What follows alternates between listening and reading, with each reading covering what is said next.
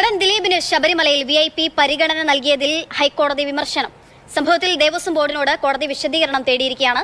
സന്നിധാനത്തെ CCTV ദൃശ്യങ്ങൾ ഹാജരാക്കാനും കോടതിയുടെ നിർദ്ദേശമുണ്ട്. ബിനിലുണ്ട് കൊച്ചിയിൽ നിന്ന് വിവരങ്ങൾ നൽകാനായിട്ട്. ബിനിൽ, കോടതി കുറച്ചു ദിവസങ്ങളായി ശബരിമലയിലെ പല കാര്യങ്ങളിലും ചട്ടം പറഞ്ഞുകൊണ്ട് തന്നെ കാര്യങ്ങൾ വ്യക്തമാക്കുന്നുണ്ട്. ഈ ദിലീപിന്റെ വിഷയത്തിൽ കോടതി ഏതു തരത്തിലാണ് കോടതി നിരീക്ഷണം, നിർദ്ദേശങ്ങൾ എന്തൊക്കെയാണ്?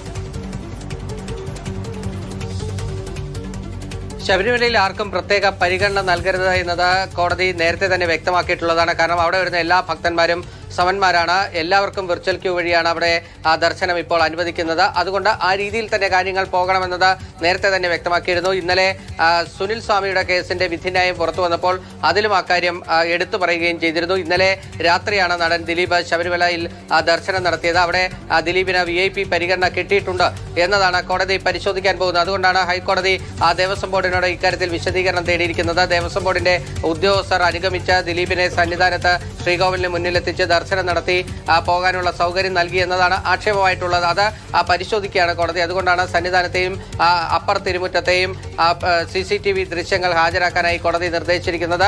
അത് പരിശോധിച്ച് അതിൽ എന്തെങ്കിലും പോരായ്മകൾ ഉണ്ടെങ്കിൽ കോടതി അതിൽ തീർച്ചയായും ഇടപെടുകയും ചെയ്യും. കാരണം കോടതി ഇതിൽ ആർക്കും ഒരു പ്രത്യേക പരിഗണന ശബരിമല ദർശനത്തിന്റെ കാര്യത്തിൽ നൽകരുത് എന്ന നിലപാടിൽ ഉറച്ചു നിൽക്കുകയാണ്. അതുകൊണ്ടാണ് ഇത്തരത്തിലൊരു ഇടപെടൽ ഹൈക്കോടതിയുടെ ഭാഗത്ത് നിന്ന് വന്നിരിക്കുന്നത്. ദിലീപിന് എങ്ങനെ ഒരു സ്പെഷ്യൽ ട്രീറ്റ് കൊടുത്തിട്ടുണ്ടോ എന്നാണ് കോടതിയുടെ സംശയം.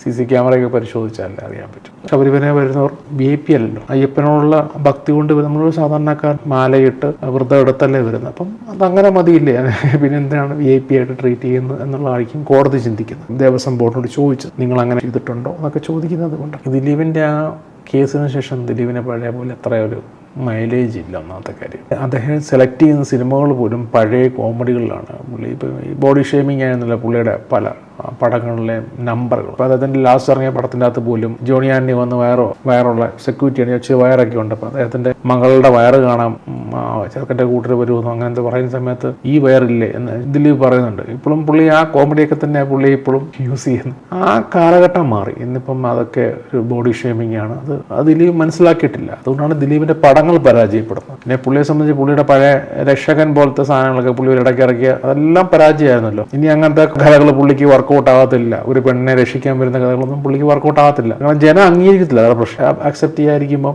സംഘം ചേർന്ന് ഡീഗ്രേഡ് ചെയ്യാന്ന് വെച്ചാൽ ഡീഗ്രേഡ് ചെയ്യുന്നതല്ല, കാലഘട്ടം മാറി. പിന്നെ പുള്ളി ഈ കേസിൽ ഇൻവോൾവ് ആയി നിൽക്കുന്നുണ്ട്. രക്ഷകന്റെ പരിവേഷം ഇടുമ്പോൾ അത് പബ്ലിക്കിനിടയിൽ അത് അക്സെപ്റ്റ് ചെയ്യാൻ ബുദ്ധിമുട്ടാണ്. ഇനി പുള്ളിക്ക് ഒരു പോലീസ് ഓഫീസറൊക്കെ ആയിട്ട് എന്തെങ്കിലും ഇൻവെസ്റ്റിഗേഷനൊക്കെ ആകുമ്പോൾ ചിലപ്പം കുഴപ്പം കാണില്ല.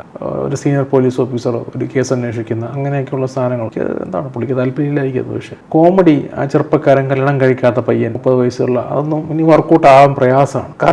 കാലഘട്ടമൊക്കെ ഒത്തിരി ഇങ്ങോട്ട് പോയി. പ്രേക്ഷകരുടെ ചിന്താഗതി മാറി. മമ്മൂട്ടിയൊക്കെ എന്തുമാത്രം മാറ്റങ്ങൾ വരുത്തി. മോഹൻലാൽ പോലും അദ്ദേഹത്തിൻ്റെ സിനിമകളിൽ മാറ്റങ്ങൾ വരുത്താൻ തുടങ്ങി. ഇപ്പം മോഹൻലാൽ, നരസിംഹ, ആറാം തമ്പുരാനൊക്കെ ഇനി അതുപോലത്തെ ചെയ്ത് ചിലപ്പോൾ ജനം അക്സെപ്റ്റ് ചെയ്യണമെന്നില്ല. അന്നത്തെ പടം ജനം ഇപ്പോഴും അക്സെപ്റ്റ് ചെയ്യും. അന്നത്തെ കാലഘട്ടത്തിൻ്റെയാണ്. CID മൂസ അന്ന് സക്സസ് ആയി. ഇനി CID മൂസയുടെ 2 ഒക്കെ ഇറക്കിയാൽ എനിക്ക് തോന്നുന്നില്ല സക്സസ് ആവും. വീഡിയോ ഇഷ്ടപ്പെട്ടെങ്കിൽ ലൈക്ക് ചെയ്യുക, ഷെയർ ചെയ്യുക, സബ്സ്ക്രൈബ് ചെയ്യുക. Okay, by,